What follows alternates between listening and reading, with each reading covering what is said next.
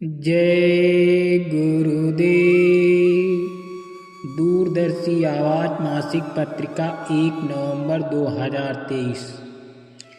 स्वामी जी, मनुष्य शरीर अनमोल क्यों कहा गया है? इसलिए कि इस मनुष्य शरीर के द्वारा परमात्मा को प्राप्त किया जा सकता है। सृष्टि के सभी जीवों से, यहाँ तक कि देवी देवताओं से भी मनुष्य का जन्म उत्तम है। देवता भी इस शरीर को पाने के लिए याचना करते रहते हैं। इंसान को परमात्मा ने अपनी शक्ल पर बनाया है। सृष्टिकर्ता और सारी सृष्टि उसके अंदर है और उसे जीते जी इस चोले में परमात्मा से मिलने का अधिकार प्राप्त है। सारा रूहानी राज सिर में आँखों से ऊपर के भाग में छिपा है। परमात्मा से मिलने का रास्ता भी मनुष्य के अंदर है और वही रास्ता जब धर्मों का आधार है, परंतु उनके मानने वाले इस चीज को नहीं जानते हैं, अनभिज्ञ हैं।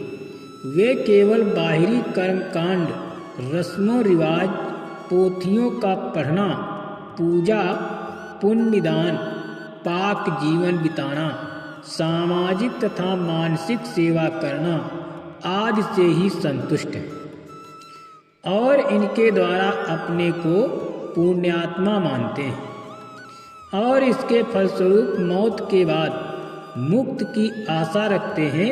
ये संभव नहीं। इस रास्ते को महात्माओं ने शब्द यानी नाम, ध्वनि, आकाशवाणी, देववाणी कहकर बताया है।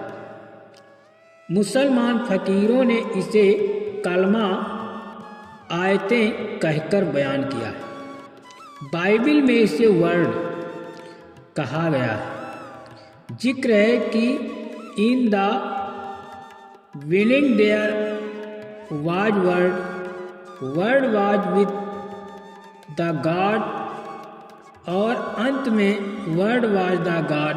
तात्पर्य है कि शुरू में शब्द था, शब्द प्रभु के साथ, शब्द ही था परमात्मा, यीशु वचन का घाट। वेदों ने इसे नाद कहा।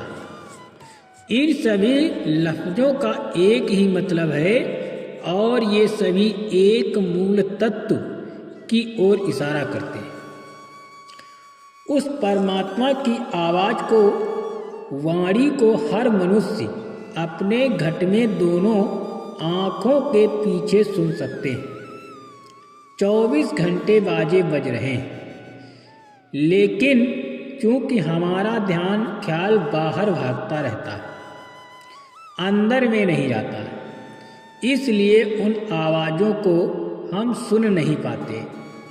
महात्मा इसी चीज को बताते हैं कि उस नाम को पकड़ो, आवाज को पकड़ो जो ऊपर से आ रही है, उससे मिलाप हो जाएगा तो वो खींच कर ले जाएगी और तुम्हें परमात्मा के आगे सामने खड़ा कर देगी। फिर उनका दर्शन दीदार हो जाएगा। महात्मा इस भेद को नाम दान देकर समझाते हैं, बताते हैं। यह काम केवल मनुष्य शरीर द्वारा ही संभव और किसी शरीर द्वारा संभव नहीं है। इसीलिए मानव शरीर को अनमोल कहा गया है। परमार्थ में भय जरूरी है। अब हर सत्संगी को ये विश्वास हो जाना है कि गुरु घट घट के जानकार हैं और उनसे कोई बात छिपी नहीं है और ना ही कोई बात वो छिपा सकता है, तो भय होना स्वाभाविक है। गुरु मन की तरंगों को जानते हैं, इसीलिए अपने किए कर्मों का भय आना स्वाभाविक है। परमार्थ में भय की